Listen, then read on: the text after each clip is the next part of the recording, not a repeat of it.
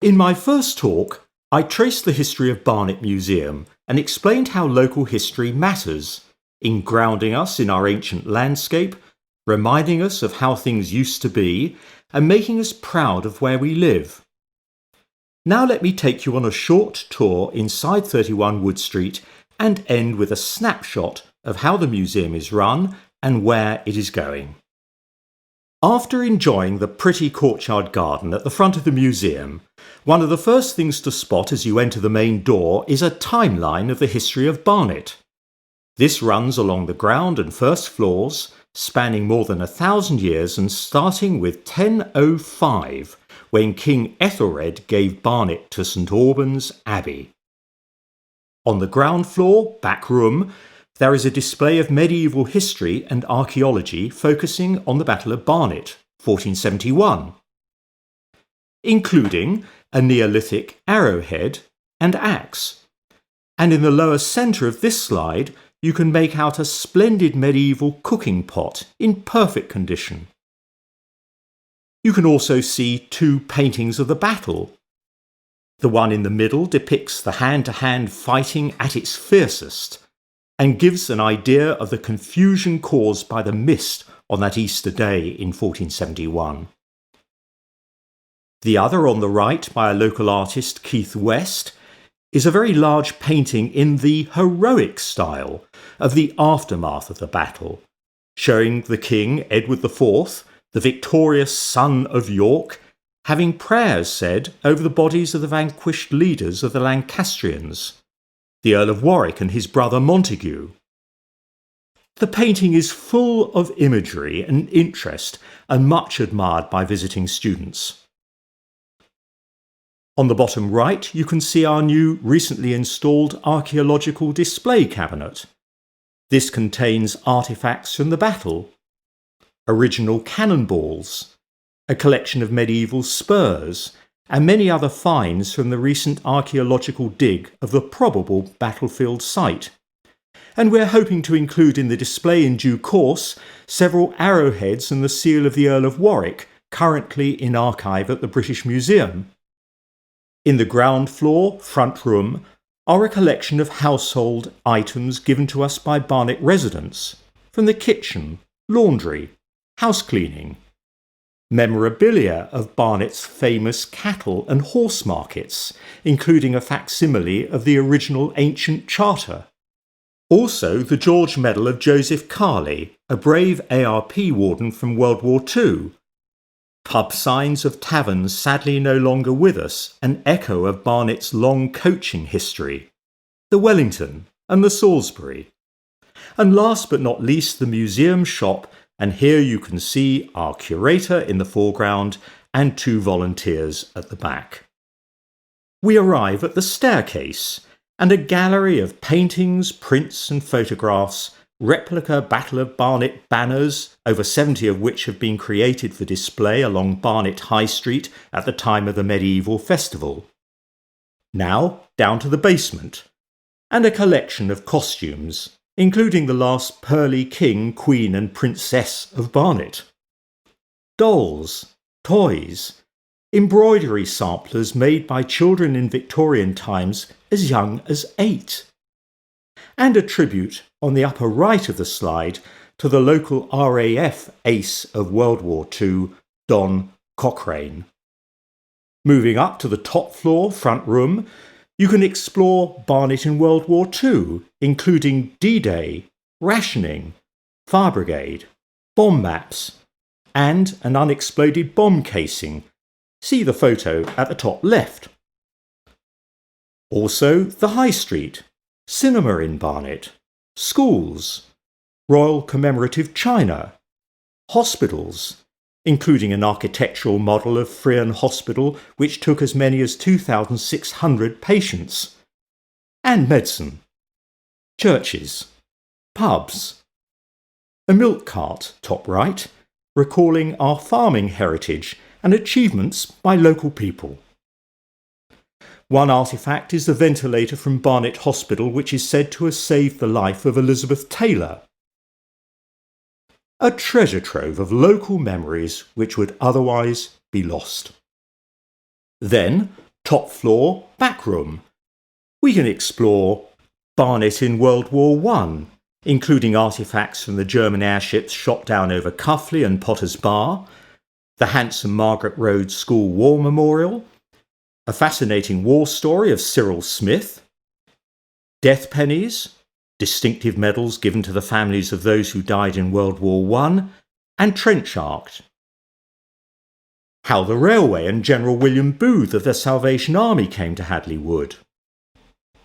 Barnet Football Club, a new display tracing the club's history at Underhill. Recreation and sports in Barnet. Barnet commemorative china, law and order, including some impressive ceremonial truncheons, and at the top middle slide, a Victorian Edwardian salon set up for serving tea. Our basement also houses our stores and archives where the temperature is controlled. The museum holds an extensive archive of local history documents, maps and photographs, and in addition has many objects and items of costume in store. Some of our documents are digitised, for example back copies of the local press and a vast collection of photos. In the physic well, there is a display of clay smoking pipes through the ages. The museum has a loan box of Battle of Barnet replicas and educational materials which is lent out to local schools. We also host many school visits to the museum. Another of the museum's important outreach programmes is for care homes and dementia sufferers, offering an opportunity for residents to remember and relive mainly the 1950s. Barnet Museum has a website and is tuned into social media with a Facebook page and a Twitter account. But let me finish this talk by saying something about how the museum is run and where we are going. The first point is that we are a museum free of charge. We make no charge to the public for entry or research. We are normally open on every day apart from Mondays and Fridays. Last year we attracted over 7,000 visitors. We are wholly dependent on our membership fees and donations and the generosity and goodwill of our benefactors and stakeholders. The next point is that we are run by volunteers. The museum is overseen by a board of trustees but managed by a committee led by the curator, supported by a team of about 40 unpaid volunteers who care passionately about local history and carry out an amazing range of activities. They staff the museum and physic well during opening hours, help the curator and the curatorial team and our archivist with our work of cataloguing and research, create for the Medieval Festival carefully researched banners which in recent years have adorned the High Street, design a series of information boards about historic Barnet, the taverns, the churches, the market and the battle. They clean medieval artefacts found in recent archaeological digs and run a varied programme of history talks and visits. A highlight last year was the Gillian Gear lecture on putting London and Barnet on the map, delivered by Peter Barber, former Director of Maps at the British Library. During that talk he showed for the first time one of the earliest maps of Barnet. As for the future, the trustees plan an extension for the museum at 31 Wood Street to provide much needed disabled access, more exhibition space, more archive space and better educational facilities for our schools visits. And next year, on the 14th of April 2021, we will be marking another significant local milestone as we celebrate the 550th anniversary of the Battle of Barnet. But at the time of making this video, the coronavirus pandemic has put the museum's activities and plans on hold, and we must wait for a relaxation of lockdown before we can resume where we left off. But a few final words about why local history matters. It reminds us that history is not only about kings and battles, but the story of ordinary folk.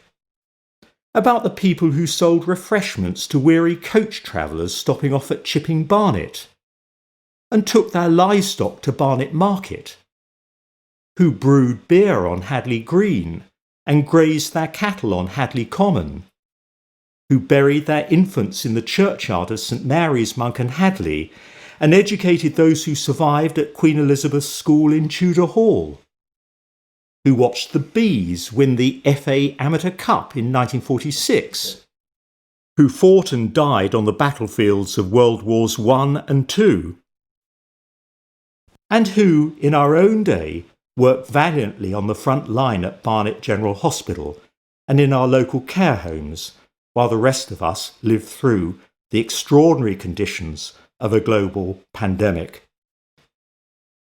It is the ordinary people who shape our community and give us an identity. Local history matters because whatever corner of Barnet you live in, it is our story, our heritage, and we are the custodians to pass it on to the generations who follow us. Thank you for listening to these 2 talks. Please visit our website and follow us on Facebook and Twitter, and when you can, come and see us at the Museum and Physic Well. In addition to those whose names now appear, I would like to pay tribute to the museum volunteers, benefactors, supporters and members, too numerous to name individually, without whom there would be no Barnet Museum.